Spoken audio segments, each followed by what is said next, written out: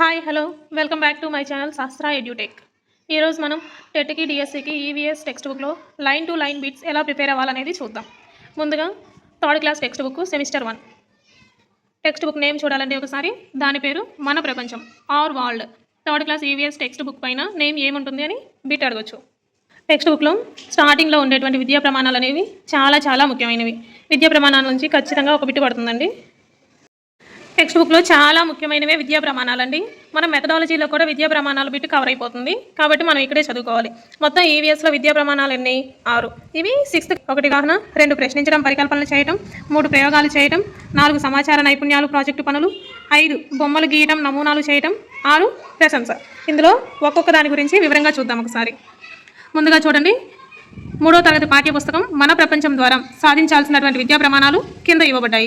విద్యా ప్రమాణాలు అంటేనండి, విద్యా సంవత్సరం పూర్తయ్యేసరికి విద్యార్థులు వేటినైతే సాధించాలి అనుకుంటామో అవే విద్యా ప్రమాణాలండి. ఈ విద్యా ప్రమాణాలకి అనుగుణంగానే బోధనాభ్యసన ప్రక్రియలు అనేవి మనం చేపట్టడం జరుగుతుంది. అందులో మొదటి విద్యా ప్రమాణం విషయావగాహన. విషయావగాహన అంటే మనం ఏదైనా ఒక టాపిక్ గురించి ఫస్ట్ అర్థం చేసుకోవాలి. అర్థం చేసుకొని దాని ద్వారా మనం మాట్లాడేది ఏదైనా సరే విషయావగాహన కిందకే వస్తాయి. ఫర్ ఎగ్జాంపుల్, ఒక టాపిక్ పక్షులు జంతువులు అనే టాపిక్ తీసుకున్నామండి. దాని గురించి మనం లెసన్ చెప్పామనుకోండి, పిల్లవాడికి బాగా అవగాహన అయిందనుకోండి, వాటికి సంబంధించిన ఉదాహరణలు ఇవ్వమన్నప్పుడు ఖచ్చితంగా ఇస్తాడు. పక్షులకు కొన్ని ఉదాహరణలు చెప్తాడు, జంతువులకి కొన్ని ఉదాహరణలు చెప్పగలడు. అలాగే పోలికలు భేదాలు, పక్షులు జంతువులు ఆ రెండింటికి ఉన్న కామన్ పోలికలు ఏమన్నా ఉన్నాయా, లేక వాటి మధ్య ఉన్న పోలికలు ఏంటి అనేవి చెప్పగలడు. వర్గీకరించడం, పక్షుల బొమ్మలు జంతువుల బొమ్మలు కల్పించినప్పుడు ఏవి పక్షుల కిందకి వస్తాయి, ఏవి జంతువుల కిందకి వస్తాయి అని వర్గీకరించగలుగుతాడు. కారణాలను వివరించడం, అవి పక్షులు ఎందుకు అవుతాయి, అవి పక్షులు మాత్రమే అవడానికి కారణం ఏంటి, వీటిని జంతువులు మాత్రమే అని అనడానికి కారణం ఏంటి అనేది వివరించగలుగుతాడు. ఎప్పుడు? విషయం అవగాహన అయినప్పుడు. రెండవది ప్రశ్నించడం పరికల్పనలు చేయడం. వాళ్ళు పరిశీలించిన పరిసరాల్లో పరిస్థితులను కానీ సంఘటన గురించి కానీ ప్రశ్నిస్తారు. అలాగే ఏం జరుగుతుందో కూడా ఊహిస్తారు. ఫర్ ఎగ్జాంపుల్, పిల్లవాడు రోజు ఒక పిల్లవాడితో ఆడుకుంటున్నాడండి. సడన్గా వాడు ఒకరోజు ఆడుకోవడానికి రాలేదు. తను ఇంకో ఫ్రెండ్ని అడుగుతాడు, నాతో ఆడుకునే రాము ఎందుకు రాలేదురా అని అడుగుతాడు. మళ్ళీ ఊహిస్తాడు, ఓకే ఎక్కడికైనా వెళ్ళుండొచ్చు, లేకుంటే ఏదైనా పని ఉండొచ్చు. అలాంటివన్నీ ప్రశ్నించడం పరికల్పనలు చేయడం కిందకి వస్తాయి. మూడవది ప్రయోగాలు చేయడం. ఇక్కడ ప్రయోగాలు చేయడం అంటే చిన్న క్లాసులే కాబట్టి ఏవో పెద్ద సైంటిస్టులు చేసే ప్రయోగాలు ఉండవు. చాలా చిన్న ప్రయోగాలు మాత్రమే ఉంటాయి. ఆ ప్రయోగాలు చేసి భావనలను అవగాహన చేసుకుంటారు. ప్రయోగం చేయడానికి ఉపయోగించిన పరికరాలను విధానాన్ని వివరిస్తారు. అలాగే జాగ్రత్తలు పాటిస్తారు. ఫర్ ఎగ్జాంపుల్, ప్రయోగం అంటే ఏంటి? నీటిపైన ప్లాస్టిక్ తేలుతుంది, ఇనుమైతే మునుగుతుంది. ఇది చాలా చిన్న ప్రయోగం కదా. ఒక ఇనుప సిరుయిలను కానీ లేకుంటే ఇనుప వస్తువును కానీ తీసుకొని ప్లాస్టిక్ గ్లాసును తీసుకొని నీళ్ళలో వేసి చూపించవచ్చు. దీన్నే ప్రయోగాలు చేయడం అంటారు. సమాచార నైపుణ్యం ప్రాజెక్టు పనులు. సమాచార నైపుణ్యం అంటే ఏంటి? ఏదైనా ఒక విషయాన్ని గురించి పరిశీలించడం, చదవటం, చర్చించడం ద్వారా సమాచారాన్ని సేకరించడం, నమోదు చేయడం, పట్టిక రూపంలోకి మార్చడం, విశ్లేషించడం చేస్తారు. హేతుబద్ధంగా విశ్లేషించి సాధారణీకరిస్తారు. ప్రాజెక్టు పనుల్లో చురుగ్గా పాల్గొంటారు. వారు చేసిన ప్రాజెక్టులను తరగతి గదిలో ప్రదర్శించి వివరిస్తారు. ఫర్ ఎగ్జాంపుల్, మనము పిల్లలకు ప్రాజెక్ట్ వర్క్స్ అని ఇస్తామండి. మీ ఆవాస ప్రాంతాల్లో ఉండే పక్షులేవి, అవి ఎలాంటి ఆహారాన్ని సేకరిస్తాయి, దాని మీద మనం ప్రాజెక్ట్ వర్క్ ఇచ్చామనుకోండి, ఆ పక్షుల పేర్లను సేకరిస్తాడు, పక్షుల బొమ్మలను సేకరిస్తాడు, అవి ఏమేమి ఫుడ్ తీసుకుంటున్నామని పరిశీలిస్తారు, పట్టిక రూపంలోకి మారుస్తాడు, మొత్తం డేటాను కలెక్ట్ చేసేసి ఒక ప్రాజెక్ట్ రూపంలో మనకి సబ్మిట్ చేస్తారు. దీన్నే సమాచార నైపుణ్యం ప్రాజెక్టు పనులు అంటారు. వీటి కిందకి ఎగ్జాంపుల్స్ ఏమేమి వస్తాయనేది మనం అర్థం చేసుకోవాలి. 5వది బొమ్మలు గీయడం నమూనాలు చేయడం. పిల్లవాడు నేర్చుకున్న భావనలకు చిత్రాలు గీసి రంగుల వేయట ద్వారా వివరిస్తారు. వివిధ రకాల సామాగ్రిని ఉపయోగించి నమూనాలను తయారు చేస్తారు. పిల్లలు వారి తరగతి గది, పాఠశాల, వారు నివసించే వీధి, గ్రామం మొదలగు పటాలను గీయగలరు. వారు పటాలలోని చిహ్నాల ద్వారా సమాచారాన్ని గ్రహిస్తారు, వివరిస్తారు. ఫర్ ఎగ్జాంపుల్, బొమ్మలు గీయడం. మీ ఇల్లు ఎలా ఉంటుంది? గీయండి అంటే గీస్తాడా లేదా? ఖచ్చితంగా, అంటే పర్ఫెక్ట్గా గీయలేకపోవచ్చు, ఎంతో కొంత గీస్తాడు, రంగులు వేస్తాడు. నమూనాలు చేయడం, ఇంటి నమూనా చేయమన్నాం అనుకోండి, అట్టపెట్టెలు పెట్టి కానీ అలా ఏదో ఒక విధంగా, అంటే ఆ డ్రాయింగ్ వేసే ప్లేస్లోనే ఒక ఆకృతిని, ఒక నమూనాని తయారు చేయగలరు. ఇవన్నీ బొమ్మలు గీయడం నమూనాలు చేయడం కిందకి వస్తాయి. 6వది ప్రశంస అంటే పొగిడితే ప్రశంస అయిపోయిందండి. పొగిడిన, ఎవరి పట్లైనా జాలి, దయ, హెల్ప్ చేసిన, ఇతరులతో కలిసి పని చేయడం, అలాంటి వాటికి సంబంధించిందన్నీ ప్రశంస అవుతాయండి. ఇవన్నీ కూడా విద్యా ప్రమాణాలు అనేవి మనకు చాలా ఇంపార్టెంట్ అండి. మెథడాలజీలో కూడా కవర్ అవుతుంది విద్యా ప్రమాణం అనేది. ఒకసారి చూసుకోండి. నెక్స్ట్ ఇండెక్స్ చూడండి ఒకసారి. లెసన్స్ నేమ్స్ లాస్ట్ టైం డిఎస్సికి ఏవైతే ఉన్నాయో అవన్నీ ఇప్పుడు డిఎస్సికి కూడా ఉన్నాయండి. ఇది ఇండెక్స్. ఫస్ట్ లెసన్ చూద్దామండి. హ్యాపీ ఫ్యామిలీ, ఆనందమైన కుటుంబం. ఇందులో ఒకసారి అభ్యసన ఫలితాలు, లర్నింగ్ అవుట్కమ్స్ గురించి ఒక్కసారి చదవండి. జస్ట్ ఆనందమైన కుటుంబం కిందకి ఏ అభ్యసన ఫలితాలు వస్తాయి అనేది ఒక ఐడియా కోసం చదవండి, మీకు అర్థమైపోతుంది. ఇక్కడ ఫస్ట్ పేజ్లో పెద్దగా బిట్స్ ఏమీ లేవండి. తర్వాత పేజ్కి వెళ్ళినట్లయితే ఇందులో తోబుట్టువులు అని కనిపిస్తుంది కదండి. తోబుట్టువులు అంటే ఎవరెవరు? మనందరం మన కుటుంబంతో కలిసి జీవిస్తాం. ఒక కుటుంబంలో తాతయ్య, నానమ్మ, నాన్న, అమ్మ, అన్నయ్య, తమ్ముడు, అక్క, చెల్లి మొదలగు వారు ఉంటారు. అన్నదమ్ములు మరియు అక్కా చెల్లెలనే తోబుట్టువులు అని అంటారండి. తోబుట్టువులు అంటే ఎవరు? అన్నదమ్ములు మరియు అక్కా చెల్లెలు. అన్నదమ్ములు మరియు అక్కా చెల్లెలనే తోబుట్టువులు అని అంటారు. ఈ పేజ్లో వచ్చిన బిట్ ఇది ఒకటేనండి. నెక్స్ట్ పేజ్లో కూడా పెద్దగా ఇంపార్టెంట్ బిట్స్ ఏం లేవు. ఆ నెక్స్ట్ పేజ్కి వెళ్ళినట్లయితే పరస్పర సహకారం హెడ్డింగ్ చూడండి. ఒకసారి చదవండి, మొత్తం చదవడం మంచిది, కానీ బిట్ ఎక్కడ ఉందో అది మాత్రమే గుర్తుపెట్టుకున్నట్లయితే టెట్కి మాత్రం ఇంపార్టెంట్ చదివినా సరే 125+ స్కోర్ చేసుకోగలరండి. కుటుంబ సభ్యుల మధ్య ప్రేమ సంరక్షణ. ఇక్కడ చూడండి, పెద్దవారు చిన్నవారి పట్ల ఎలా ఉంటారు? ప్రేమగా ఉంటూ భద్రతను కల్పిస్తారు. అలాగే పిల్లలు కూడా పెద్దవారి పట్ల ఎలాగా ఉండాలి? ప్రేమగా మర్యాదగా మెలగాలి. ఇవి రెండు ఒక్కసారి గుర్తుపెట్టుకోండి. కుటుంబంలోని సభ్యులందరూ పనులను పంచుకొని ఒకరికొకరు సహకరించుకోవాలి. ఆ విధంగా ఉండటం వల్ల కుటుంబ సభ్యుల మధ్య ప్రేమ ఆప్యాయతలు మరింత పెరుగుతాయి. ఇది ఒకసారి చూడండి. ఇక్కడ వృత్తులు అని ఉన్నాయి చూడండి, తెలుగులో ఇచ్చారు, ఇంగ్లీష్లో ఇచ్చారు. అయితే ఇంగ్లీష్లో గుర్తుపెట్టుకోవడం కూడా ఇంపార్టెంట్ అండి. ఎందుకంటే టెట్లలో ఇంగ్లీష్ వర్డ్స్ అక్కడక్కడ అడుగుతున్నాడండి, ప్రతి చోట ఏం అడగట్లేదు, ఎక్కడో ఒక చోట. ఇంపార్టెంట్, ఇవి చిన్న చిన్నవి కాబట్టి గుర్తుపెట్టుకోగలమని చెప్తున్నానండి. ఇక్కడ ఇతని పేరు రామయ్య. ఈయన బుట్టలు అల్లుతాడు. బుట్టలు అల్లడాన్ని ఇంగ్లీష్లో ఏమంటాం? Weaves baskets. అదే షూస్ని అయితేనండి he mends the shoes. Mends అనేటువంటి వాడు గుర్తుపెట్టుకోవాలండి. ఎందుకంటే మనకు అన్నీ తెలుసు, మనం ఏదైతే డిఫికల్టీగా ఫీల్ అవుతామో అక్కడే బిట్టుపడిద్దండి. He cuts the hair, he does wood work. ఇవన్నీ మనకు తెలుసండి. నెక్స్ట్ పేజ్కి చూసినట్లయితే ఇక్కడ ఎక్కువ మ్యాటర్ ఏం లేదండి. బడి బయట పిల్లలంటే ఎవరు అంటే పేదరిక పరిస్థితుల కారణంగా వెళ్ళలేకపోతుంది అని చెప్పి ఈ అమ్మాయి గురించి ఎక్స్ప్లెయిన్ చేస్తారు. అంటే బడికి వెళ్లకుండా మానేసిన పిల్లలే బడి బయట పిల్లలు. Next page. కుటుంబాల్లో కొన్ని పద్ధతులు తల్లిదండ్రుల నుండి పిల్లలకు సంక్రమిస్తాయి. ఇది బిట్ అండి, గుర్తుపెట్టుకోవాలి. కుటుంబాల్లోని కొన్ని పద్ధతులు తల్లిదండ్రుల నుండి పిల్లలకు సంక్రమిస్తాయి. నెక్స్ట్ పేజ్లో చూడండి, ఈ గుర్తుపెట్టుకోవాలండి. ఎందుకంటే వీటిలో సరైనదేది సరికాందేది అని అడగొచ్చు. కింది వాక్యాలు సరిగ్గా ఉన్నాయనుకుంటే థమ్ సింబల్ని, సరిగ్గా లేవనుకుంటే థమ్ డౌన్ సింబల్ని ఉంచండి. నేను తరగతి గది లోపలికి వచ్చే ముందు నా చెప్పులను క్రమ పద్ధతిలో ఉంచి లోపలికి వెళ్తాను. నేను బడిలో మధ్యాహ్న భోజన సమయంలో వరుస క్రమంలో నిలబడతాను. నేను మా తరగతి గదిని శుభ్రంగా ఉంచుకుంటాను. వారంలో ఒకరోజు గోర్లు కత్తిరించుకుంటాను. ఒకరోజు అండి, 2 రోజులు కాదు. అయినదేది కానిదేది, సరైనదేది సరికానిదేది అని అడిగే ఛాన్సెస్ ఉంటాయండి. ప్రతిరోజు తలదువ్వుకుంటాను. ప్రతిరోజు ఉతికిన దుస్తులే ధరిస్తాను. నేను భోజనానికి ముందు తర్వాత కూడా చేతులు శుభ్రంగా కడుక్కుంటాను. ఈ పాయింట్లు కొంచెం అబ్జర్వ్ చేసుకోండి. ఎగ్జామ్లో ఇచ్చినప్పుడు భోజనానికి ముందు మాత్రమే కడుక్కుంటాను. ఆప్షన్ 2 భోజనానికి తర్వాత మాత్రమే కడుక్కుంటాను. ఆప్షన్ 3 భోజనానికి ముందు తర్వాత కడుక్కుంటాను. ఆప్షన్ 4 అసలు నేను కడుక్కోను. అలా ఇస్తారండి. ఇప్పుడు చూసినప్పుడు బాగానే ఉంటుంది, కానీ ఎగ్జామ్లో కన్ఫ్యూజ్ అవుతాం. ఒక్కసారి చూసుకోండి. నెక్స్ట్ ఇక్కడ ఇంపార్టెంట్ బిట్ ఉందండి. ఇదేంటంటే సాధారణంగా పిల్లలకి చర్మం రంగు, ఎత్తు మొదలగునవి తల్లిదండ్రుల నుండి సంక్రమిస్తాయి. సాధారణంగా పిల్లలకి అంటే మన జీన్స్ నుంచేనండి. చర్మం రంగు, మన యొక్క హైట్. తల్లిదండ్రులు బాగా హైట్గా ఉన్నారనుకోండి, పిల్లలు కూడా మంచి హైట్తో పుడతారు. తల్లిదండ్రులు మంచి ఎరుపు అనుకోండి, పిల్లలు కూడా మంచి ఎరుపు, మంచి కలర్లోనే పుడతారు. సాధారణంగా అంటున్నారండి. కొన్ని కేసెస్లో మంచి కలర్ ఉన్న పేరెంట్స్కి అయినా సరే నలుపు వాళ్ళు పుట్టొచ్చు, బాగా హైట్ ఉన్న పేరెంట్స్కి అయినా పొట్టి వాళ్ళు పుట్టొచ్చు. సో ఇక్కడ జనరలైజేషన్లో చెప్తున్నారండి. అయితే చర్మం రంగు అనేది 3 కలర్స్లో ఉంటుందండి. గోధుమ కలర్ ఒకటి, నలుపు ఒకటి, తెలుపు ఒకటి. ఈ 3 కలర్స్ గుర్తుపెట్టుకోవాలండి. బ్లాక్ అండ్ వైట్ గోధుమ అని గుర్తుపెట్టుకోవాలండి. అక్కడ ఇంపార్టెంట్ బిట్ అయితే అదొకటే ఉంది. సేమ్ రిపీట్ అయింది చూడండి. రంగు, ఎత్తు, బరువుల్లో పోలికలు ఉండవచ్చు, కానీ లక్షణాలు వేరే విధంగా ఉంటాయి. ఏ ఇద్దరు ఒకే విధంగా ఉండరు. రంగు, ఎత్తు, బరువుల్లో పోలికలు ఉండవచ్చు, కానీ లక్షణాలు వేరే విధంగా ఉంటాయి. చూడండి, ట్విన్స్ పుట్టినప్పటికి కూడాను వాళ్ళిద్దరూ సేమ్గా ఉన్నా వాళ్ళలో ఏవో కొన్ని లక్షణాలు మాత్రం వేరుగా ఉంటాయి. కావాలంటే వాళ్ళ థంబ్ ప్రింట్స్ కానీ ఐరిష్లు కానీ కలవు అని చెప్పడం మనం చూసే ఉంటాం. వాళ్ళకు కొన్ని ఇష్టాలు ఉండొచ్చు, వీళ్ళకి కొన్ని ఇష్టాలు ఉండొచ్చు, లేదా వాళ్ళలో చిన్న చిన్న డిఫరెన్సెస్ ఏవో ఉండొచ్చు అండి. ఇదొకటి చూడండి. నెక్స్ట్ కీలక పదాలు అంటే లెసన్ మొత్తంలో ఇంపార్టెంట్ ఏమైనా ఉన్నాయంటే ఒక వర్డ్ రూపంలో, కీలక పదాల రూపంలో మనకి ఇస్తున్నారండి. ఇక్కడ చూడండి, తోబుట్టువులు అంటే ఏంటో మనం తెలుసుకుందాం. ఇక్కడ ఈ లెసన్ మొత్తం మీద ఉన్న ఇంపార్టెంట్ పాయింట్స్ని మనం ఏం నేర్చుకున్నాం అనేటువంటి హెడ్లైన్ కింద ఇచ్చారండి. ఇవన్నీ ఒకసారి చదవండి మీరు. విద్యా ప్రమాణాలు చూడండి, ఫస్ట్లో వచ్చాయి కదా విద్యా ప్రమాణాలు. ఇక్కడ చూడండి, విషయావగాహన. ఇవి ప్రతి లెసన్కి విద్యా ప్రమాణాలు ఉంటాయండి. అభ్యసనాన్ని మెరుగుపరచుకోండి అనే హెడ్డింగ్ కింద అభ్యసనాన్ని మెరుగుపరచుకోండి అనే ఒక హెడ్డింగ్ ఇచ్చి దాని కింద అన్ని విద్యా ప్రమాణాలకు సంబంధించిన క్వశ్చన్స్ అడగడం జరుగుతుందండి. ఇవి వీటిపైన బిటు పడిద్దండి. ఎలా అంటే మనం ఏం నేర్చుకున్నాం అనే దాని కింద ముఖ్యమైన విషయాలను ఇస్తాడు. అభ్యసనం మెరుగుపరుచుకుందాం అనే దాని కింద విద్యా ప్రమాణాలను ఇవ్వడం జరుగుతుంది. అందులో విషయావగాహన అంటే అవగాహన అయితేనే మాట్లాడేవి.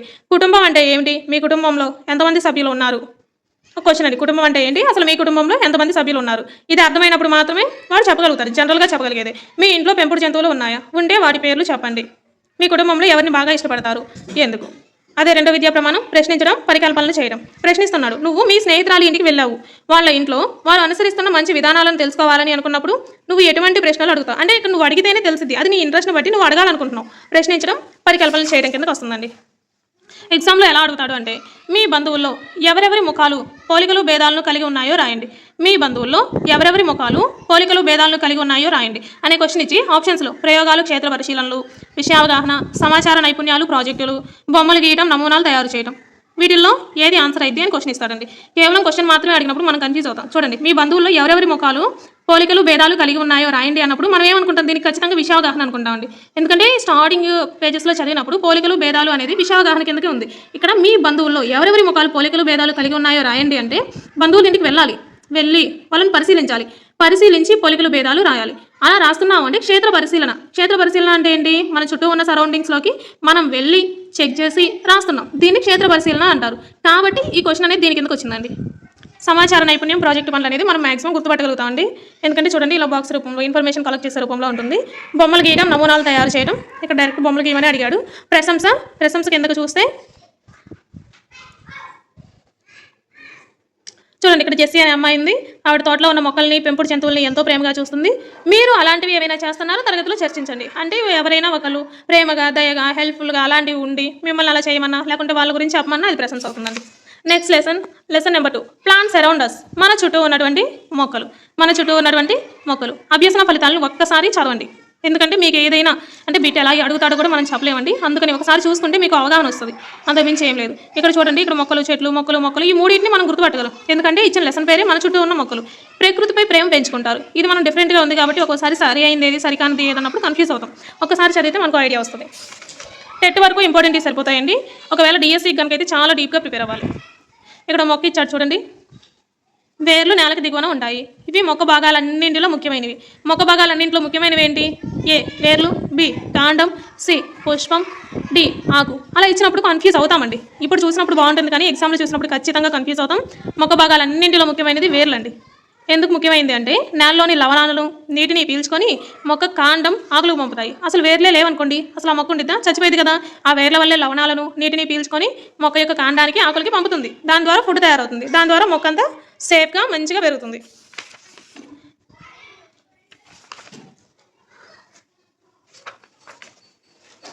ఇక్కడ చూడండి, వేర్లు పీల్చుకున్న నీటిని, లవణాలను కాండం మొక్కలోని వివిధ భాగాలకు అందజేస్తుంది. ఫస్ట్ ఎక్కడి నుంచి వస్తాయి? వేరు నుంచి కాండానికి వస్తాయి. కాండం నుంచి వివిధ భాగాలకు వెళ్తాయి. కాండం ఏం చేస్తుంది? మొక్కకి ఊతం ఇస్తుంది. మొక్కకు ఊతం అంటే మొక్క నిలబడటానికి, పడిపోకుండా. ఈ టమోటా మొక్క కాండం సన్నగా ఉంది, దీని చుట్టూ నూగుగా ఉంది. ఏ మొక్క చుట్టూ నూగుగా ఉంటుంది? టమోటా, వంకాయ, బీరకాయ, బెండకాయ అని అడుగుతాడు. టమోటా మొక్క కాండం సన్నగా ఉంది, దీని చుట్టూ ఎలా ఉందంట? నూగుగా. ఎప్పుడైనా పట్టుకొని చూసారా? పట్టుకొని చూస్తే ఒకసారి అర్థమైపోతుందండి. ఆలోచించండి, చర్చించండి కింద ఏమేమి ఇచ్చాడు చూడండి. నీవు ఎప్పుడైనా వేప చెట్టు కాండాన్ని గమనించావా?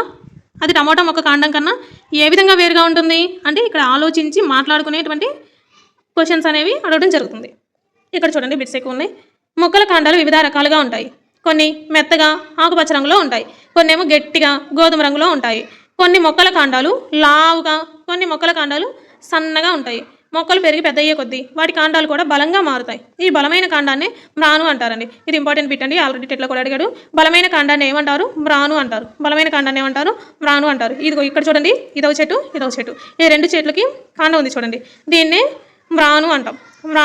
ఈ మ్రానులు బెరడుతో కప్పి ఉంటాయి. చెట్లపైన ఒక్కోసారి లేసి ఉంటాయి బెరడులు, గరుగ్గా ఉండి లేసి ఉంటే మనం పీకిన కూడా వస్తాయి. అవి బెరడుతో కప్పి ఉంటాయి. పెద్దగా బలంగా ఉన్న మొక్కల్ని చెట్లు అంటాం. మొక్కలు అంటే చిన్నగా ఉంటాయి, వీటిని మొక్కలు అంటాము. పెద్దగా బలంగా ఉన్న ఇలాంటివి ఏమంటాం? చెట్లు అంటాం. గట్టి కాండం కలిగి గుబురుగా పెరిగే మొక్కల్ని ఏమంటాం? పొదలు. ఒకసారి ఇంగ్లీష్లో కూడా వాడు గుర్తుపెట్టుకోండి. గట్టి కాండం కలిగి గుబురుగా పెరిగే మొక్కల్ని ఏమంటాం? పొదలు. ఇంగ్లీష్లో ఏమంటారు? స్రబ్స్ అంటారు. ఎగ్జాంపుల్ గులాబీ, మందారం. ఎగ్జాంపుల్ ఏంటి? గులాబీ, మందార మొక్కలు కాండం గట్టిగానే ఉంటుంది, కాకపోతే గుబురుగా పెరుగుతాయి. ఎప్పుడైనా చూడండి, గులాబీ మొక్కను కానీ మందార మొక్కను కానీ బాగా గుబురుగా పెరుగుతాయి. ఇక్కడ చూడండి, మ్రానునేమో ట్రంక్ అంటాము, బెరడునేమో బార్క్ అంటాము. మెత్తగా ఆకుపచ్చ రంగు కాండాలు కలిగి ఉన్న మొక్కల్ని గుల్మాలు అంటారు. గుల్మాలు అంటే ఒక్కోసారి తెలుగులో కన్ఫ్యూజ్ అవుతామండి, ఇంగ్లీష్లో చాలా చక్కగా గుర్తుంటాయి. రెండు చూపిస్తున్నాను, ఒకసారి చూడండి. హెర్బ్స్. గుల్మాలు అంటే ఏంటి? హెర్బ్స్ కిందకి ఏమి ఇచ్చాడు? తులసి, గోధుమ మొక్కల్ని ఇచ్చాడు. ఇవి ఎలా ఉంటాయంట? మెత్తగా ఉంటాయి, ఆకుపచ్చ రంగు కాండాలు ఉంటాయంట. ఎలా ఉంటాయి? మెత్తగా ఉంటాయి, ఆకుపచ్చ రంగు కాండాలు కలిగి ఉన్నవి. గుల్మాలని హెర్బ్స్ అంటారు. తులసి గోధుమ. అలా కాకుండా క్లైంబర్స్, క్రీపర్స్ అని 2 ఉన్నాయండి. ఇవి 2 కన్ఫ్యూజ్ అవుతాం. చూడండి, క్లైంబ్ అంటే ఏంటి? పైకి ఎక్కడం. అది క్రీప్ అంటే కింద పాకడం కదా. సో అవి గుర్తుంచుకోండి. క్లైంబ్ అంటే పైకి ఎక్కడం, క్రీప్ అంటే కింద పాకడం. సో క్లైంబర్స్ అంటే ఏంటి? ఏవైనా ఒక ఆధారాన్ని పట్టుకొని పెరిగే మొక్కల్ని ఎగబాకే మొక్కలు అంటారు. అంటే ఒక ఆధారాన్ని బేస్ చేసుకొని, ఒకసారి ఫోటోల్లో చూపిస్తున్నారు చూడండి, ఏవైనా ఆధారాలను బేస్ చేసుకొని పైకి ఎక్కి, ఇక్కడ ఏవో కాండాలు లాంటివి ఉన్నాయి, కర్రలు, ఆ కర్రలను బేస్ చేసుకొని పైకి వెళ్ళి పందిరిలాగా ఉండి అక్కడ కాస్తాయి. ఇవి పైకి ఎగబాగే మొక్కలు. ఎగ్జాంపుల్ ద్రాక్ష, కాకర కూడా చూడండి, మన ఇళ్లలో పందిరి వేసుకుంటాం. పందిరి వేసినప్పుడు ఏం చేస్తాం? కింద పెద్ద కర్రను పెట్టి పైన కూడా కొంచెం కర్రలను పెట్టి ఆ చెట్లను పైకి ఎక్కిస్తాం. ఒక పందిరిలాగా అల్లుకునిద్ది. వీటిని క్లైంబర్స్ అంటారు, ఎగబ్రాకే మొక్కలు. అలా కాకుండా నేలపై పాకుతూ పెరిగే మొక్కల్ని పాకే మొక్కలు అంటారు. నేలపై పాకుతూ పెరిగే మొక్కలు ఏమంటారు? పాకే మొక్కలు అంటారు. ఎగ్జాంపుల్ పుచ్చకాయ, గుమ్మడికాయ. ఇవి 2 నేల మీద బాగా బరువైన కాయలు ఉన్న మొక్కలండి. ఎప్పుడు పైకి ఎక్కవు, కిందనే పాకుతూ ఉంటాయి. అబ్జర్వ్ చేయాలి. నెక్స్ట్ ఇక్కడ ఇచ్చారు, బాక్స్ ఇచ్చారు చూడండి. చెట్లు అంటే ఏంటి? చెట్లు అంటే మనకు తెలుసు కదా, యాప చెట్టు, మామిడి చెట్టు, తుమ్మ చెట్టు, మర్రి చెట్టు. అందుకని ఇక్కడ ఏం రాయలేదు. పొదలంటే ఏంటి? ఆల్రెడీ పొదలంటే ఏం చెప్పారు? గట్టి కాండము, గుబురుగా ఉంటాయి.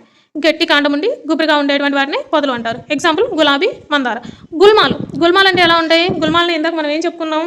గుల్మాలు అంటే హెర్బ్స్ అని చెప్పుకుందాం. వాటి ఎగ్జాంపులే తులసి, గోధుమ. ఇవి ఎలా ఉంటాయి? మెత్తగా ఆకుపచ్చ కాండాన్ని కలిగి ఉంటాయి. పొదలైతేనేమో గట్టి కాండము, గుబురు. గుల్మాలు అయితేనేమో మెత్తగా ఆకుపచ్చ రంగు కాండం. ఎగబ్రాకే మొక్కలు. ఎగ్జాంపుల్ ద్రాక్ష, కాకర ఇక్కడ చూసాం ఆల్రెడీ. ఎగబాకే మొక్కలు. అలాగే నేలపై పాకే మొక్కలు చూసాం, పుచ్చకాయ, గుమ్మడికాయ. ఇక్కడ సన్నని కాండం గల మొక్కలకి ఎగ్జాంపుల్స్ రాయమన్నాడు. గట్టి కాండం గల మొక్కలకి ఎగ్జాంపుల్స్ రాయమన్నాడు అండి. సన్నని కాండం గల మొక్కల కిందకి తులసి మొక్కను రాసాము. గట్టి కాండం గల మొక్కలు మామిడి మొక్కలు. మనకి అవి ఇచ్చినప్పుడు డిఫరెన్సెస్ తెలుస్తుంది కాబట్టి నేను ఎక్కువ రాయలేదు. నెక్స్ట్ చూసినట్లయితే ఆకులు మొక్కకు కావాల్సిన ఆహారాన్ని తయారు చేసి మొక్క ఆరోగ్యంగా పెరగడానికి ఉపయోగపడతాయి. ఆకులు ఉంటాయి కదండి మొక్కలో. అసలు ఆకుల వల్ల ఉండే యూజ్ ఏంటిది? ఆకుల్లోనే ఫుడ్ అనేది తయారవుతుంది. మొక్క కావాల్సింది. మొక్క ఆరోగ్యంగా పెరగడానికి యూజ్ అవుతాయి. ఇక్కడ చూడండి, ఒక ఆకు బొమ్మ ఇచ్చాడు, దాంట్లో పార్ట్స్ని ఇచ్చాడు. ఈ చివరి భాగాన్ని, ఇవి చాలా ఇంపార్టెంట్ అండి. మనం లైట్గా చూసి వదిలేస్తాం కానీ చాలా ఇంపార్టెంట్. ఆకు యొక్క చివరి కొన భాగాన్ని ఏమంటామంటే అగ్రం అంటారండి. ఇంగ్లీష్లో అపెక్స్ అంటారు. ఈ చివర్ల చుట్టూ ఉండేటువంటి భాగాన్ని అంచు అంటారు. ఏమంటారు? అంచు అంటారు. తర్వాత స్టార్టింగ్లో ఇక్కడ ఉంది చూడండి, దీన్ని కాడే అంటాం. ఆకు మొత్తం ఒకే లైన్ ఉండేటువంటి దాన్ని ఈనే అంటాం. ఆకు మొత్తం ఒకే లైన్గా ఉండి దీన్నేమో ఈనే అంటాం. మొదలు భాగాన్నేమో కాడ అంటాం. ఇక్కడ డిఫరెంట్ ఆకులు ఇచ్చాడు. ఒక్కసారి అబ్జర్వ్ చేయండి, తర్వాత పేజీలో పనికి వస్తాయి. మీకు తెలుసా అనేటువంటి దాని కింద ఎప్పుడు కూడా కొత్త విషయాలని చెప్తాడండి. మీకు తెలుసా అనే హెడింగ్ కింద ఎప్పుడు కొత్త విషయాలని చెప్పడం జరుగుతుంది. ఇక్కడ చూడండి, ఆకులు మొక్కకు ఆహారం అందించే ఆహార కర్మాగారాలు. ఈ ఆకులు ఇవి ఆహారాన్ని గాలి, నీరు, సూర్యరశ్మి సహాయంతో తయారు చేస్తాయి. మనం ఏమనుకున్నాం? మొక్కల్లో ఆకుల వల్ల యూజ్ ఏంటి అంటే ఆకులు అనేవి ఏం చేస్తాయి? ఫుడ్ని తయారు చేస్తాయి అని చెప్పుకున్నాం. ఆ ఫుడ్ని ఎలా తయారు చేస్తాయి? సూర్యరశ్మి సమక్షంలో, అంటే బయట ఎండలో సూర్యుడి సమక్షంలో ఉండి ఆక్సిజన్ని బయటికి వదిలి కార్బన్ డైఆక్సైడ్ని లోపలికి తీసుకొని నీటిని ఉపయోగించుకొని ఫుడ్ని తయారు చేసుకుంటాయి. ఇక్కడ చూడండి, ఆక్సిజన్ని బయటికి వదులుతున్నట్టు చూపిస్తుంది, కార్బన్ డైఆక్సైడ్ని లోపలికి పీల్చుకుంటున్నట్టు చూపిస్తుంది. ఇదిగో సూర్యరశ్మి, సూర్యుడి వెలుతురులో కాంతిని ఉపయోగించుకొని, నీటిని చూడండి కింద నుంచి అబ్జర్వ్ చేసుకుంటూ వీటన్నిటిని ఉపయోగించుకొని ఫుడ్ని తయారు చేసుకుంటుంది. ఆకులు మొక్కకి ఆహారం అందించే ఆహార కర్మాగారాలు. ఒకసారి ఇంగ్లీష్లో కూడా దీన్ని గుర్తుపెట్టుకోండి. Leaves are the food factories of a plant. Food factories of a plant ఏది అని అడిగినప్పుడు లీవ్స్ అండి ఆన్సర్. నెక్స్ట్ పేజ్లో చూసుకున్నట్లయితే ఇందాక మనకు బొమ్మల్లో చూపించారు కదండి వివిధ రకాల ఆకులు. ఆ ఆకుల వల్ల యూజెస్ చూసుకుందాం. ఆకులు అన్నీ ఒకేలా ఉంటాయా? ఉండవు. ఆల్రెడీ మనం చూసాం. ఆకులు వివిధ ఆకారాలు, వేరు ఆకారాలు, పరిమాణాలు, అంటే చిన్నది పెద్దది, రంగు గ్రీను, ఎల్లో, లైట్ షేడ్స్, వాసనలు కలిగి ఉంటాయి. అరటి చెట్టు ఆకులు ఎలా ఉంటాయి? పెద్దగా ఉంటాయి. అదే మందార చెట్టు ఆకులు ఎలా ఉంటాయి? బాగా వెడల్పుగా పెద్దగా ఉండి అంచులు అనేవి రంపపు ఆకారంలో ఉంటాయండి. మందార చెట్టు ఆకులు ఎలా ఉంటాయి? ఇక్కడ ఒకసారి అబ్జర్వ్ చేయండి. ఇదిగో మందార చెట్టు ఆకు అనేది బాగా వెడల్పుగా ఉండి అంచులు ఎలా ఉంటాయి? రంపపు ఆకారంలో ఉంటాయి. బొప్పాయి చెట్టు ఆకులండి హస్తం ఆకారంలో ఇలా పెద్దగా ఉండి ఇలా పెద్దగా హస్తం ఆకారంలో, మన చెయ్యి ఆకారంలో, హస్తం ఆకారంలో ఉంటుంది. కొబ్బరి చెట్టు ఆకులు మీరు చూసారు కదా, పొడవుగా ఈ నెలతో ఉంటాయి. చింత చెట్టు ఆకులు ఎలా ఉంటాయి? చిన్నగా ఉంటాయి. పుదీనా, కొత్తిమీర, తులసి మొదల ఆకులు మంచి వాసన కలిగి ఉంటాయి. ఏ ఆకు దేనికి యూజెస్? ఇవి చాలా ఇంపార్టెంట్ అండి. చూద్దాం. ఆకుల ఉపయోగాలు చెప్తున్నారండి ఇక్కడ కొన్ని, అవి ఒకసారి చదవాలి. కొత్తిమీర, కరివేపాకు, మునగాకు మొదలగు ఆకులు ఏం చేస్తాం? మనం తింటాం. ఆకులతో ఏం చేస్తాం? టీ తయారు చేసుకుంటాం. అదే వేపాకు, తులసి మొదలగు ఆకులు ఏం చేస్తాం? వైద్యానికి ఉపయోగిస్తారు. అరటి ఆకులు, మర్రి ఆకులు, సాల్ చెట్టు వంటి ఆకుల్ని బిస్తర్లు, పాత్రలు తయారీలో ఉపయోగిస్తారు. అరటి ఆకులు, మర్రి ఆకులు, సాల్ చెట్టు. ఇక్కడ ఈ 3 పేర్లు గుర్తుపెట్టుకోవాలండి. ఎందుకంటే బిస్తర్లు, పాత్రలు తయారు చేయడానికి ఉపయోగించే ఆకుల్లో అయినదేది కానిదేది అని ఇచ్చినప్పుడు ఇబ్బంది అండి. ఎందుకంటే ఇక్కడ 3 ఇచ్చాడు, ఇంకొకటి వేరేది ఏది కలిపినా మీరు కన్ఫ్యూజ్ అవుతారు. అరటి, మర్రి, సాల్ చెట్టు ఆకులను విస్తర్లు పాత్రల తయారీలో ఉపయోగిస్తారు. డిస్పోజబుల్ ప్లేట్స్ అండ్ బౌల్స్ తెలుసు కదా. డిస్పోజబుల్ ప్లేట్స్ అండ్ బౌల్స్ అంటే బౌల్స్లో ప్రసాదం పెట్టిస్తారు, లేదా ఏదైనా స్వీట్ వేసుకుంటాం. డిస్పోజబుల్ ప్లేట్స్ అంటే యూస్ చేసి బంధువుల్లో భోజనాల్లో ఉపయోగిస్తాం కదా, అవి. నెక్స్ట్, మీకు తెలుసా రాలిపడిన ఆకులని ఎరువుల తయారీలో ఉపయోగిస్తాం. మీకు తెలుసా అనే దాని కింద ఎప్పుడు ఒక కొత్త విషయాన్ని చెప్తాడండి. రాలిపడిన ఆకులను ఎరువుల తయారీలో ఉపయోగిస్తాం. వేటిలో ఉపయోగిస్తారంట? ఎరువుల తయారీలో ఉపయోగిస్తాం. ఇక్కడ ప్రాజెక్టు పని కింద ఇది అడిగాడు చూడండి. ఎండుటాకులతో తయారు చేయబడి కొన్ని ఎండుటాకులు తీసుకొని డిఫరెంట్ డిజైన్స్తో పక్షుల బొమ్మలు, జంతువుల బొమ్మల్ని తయారు చేస్తాడు. ఇక్కడ చూడండి, పువ్వులనేమో పళ్ళుగా మారుతాయి, చాలా పళ్ళల్లో గింజలు ఉంటాయి. ఈ పాయింట్ ఒకటి ఇంపార్టెంట్ అండి. మొక్కల నుండి రకరకాల పువ్వులు, పళ్ళు, కూరగాయలు లభిస్తున్నాయి. ఎన్నో రంగుల్లో పువ్వులు లభిస్తాయి. పువ్వులు ఎలా మారుతాయి? పువ్వుల్లో చూసారండి, పువ్వులు చుట్టూ పువ్వు ఉంటుంది, మధ్యలో ఒక అండం ఉంటుంది. ఆ అండం అనేది ఒక పండుగ మారుతుంది. కింద ఉంటుంది చూడండి, లావుగా ఒక అండంలా బాల్లాగా, చుట్టూ రెక్కలను తీసేసాక మిగులుతుంది చూసారా, అదే పండు. ఆ పండ్లలో మళ్ళీ గింజలు ఉంటాయి. ఆ గింజల్ని నేలలో నాటినప్పుడు కొత్త మొక్క పెరుగుతుంది. ఇక్కడ చూసారా, ఫస్ట్ పువ్వుని తీసుకుంటున్నాం, ఆ పువ్వులోనే ఏముంటుంది? పళ్ళు ఉంటున్నాయి, ఆ పళ్ళలోనే గింజలు ఉంటున్నాయి. గింజల్ని నేలపై నాటినప్పుడు తిరిగి కొత్త మొక్కగా పెరుగుతున్నాయి. ఇక్కడ అన్నీ ఆ మొక్క నుంచే వస్తున్నాయి. పువ్వు నుంచి పండు, పండులో గింజలు, గింజల్ని నాటితే మొక్క. ఓకేనా? మొక్కకి నీరు, ఖనిజ లవణాలతో పాటు సూర్యరశ్మి కూడా అవసరమేనండి. మొక్కలు మనం ఇందాక ఫుడ్ తయారు చేసుకుంటుంది సూర్యరశ్మిలో ఉండి నీరు, ఖనిజ లవణాలను ఉపయోగించుకొని అని చెప్పాం కదండి. అవి అన్నీ ఉండి ఎండ కనుక లేకపోతే అక్కడ ఫుడ్ తయారవుతుంది. కాబట్టి సూర్యరశ్మి కూడా చాలా అవసరం. సో మొక్కని భద్రంగా ఉంచాలనుకున్నప్పుడు సూర్యరశ్మి తగిలే ప్రదేశంలో మాత్రమే ఉంచాలి. నెక్స్ట్ పేజ్ చూడండి.